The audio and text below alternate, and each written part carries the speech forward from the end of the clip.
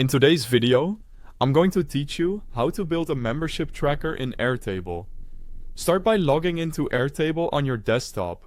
Create a new base and name it something clear like membership tracker, or open a base you already use for your community. Keeping everything in one place will make the rest of the setup smooth and scalable. Before building, map your membership workflow. List what you need to track for each person, their personal details, their plan or tier, current payment status, any event participation or benefits they've received, and renewal dates. This quick planning step ensures your base captures the essentials and avoids messy improvising later.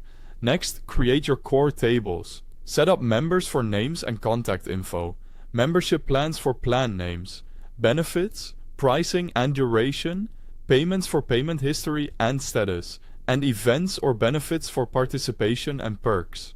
Use linked record fields to connect members to their plan, their payments, and their event participation. Linking keeps data consistent and makes it easy to answer questions like who's paid, who's due to renew, and which benefits have been used. Now define structured fields so your data stays clean.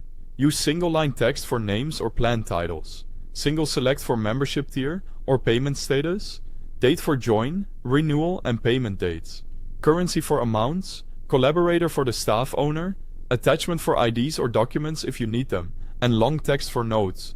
Clear field names and consistent formats make filtering and automation far more reliable.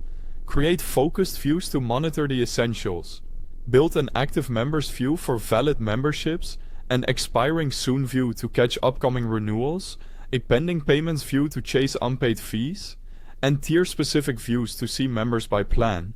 Filters and groups here give your team a fast, distraction-free way to act. Set up automations to reduce manual work. Configure alerts before memberships expire. Send payment reminders, update membership status when payments come in, and grant event access automatically.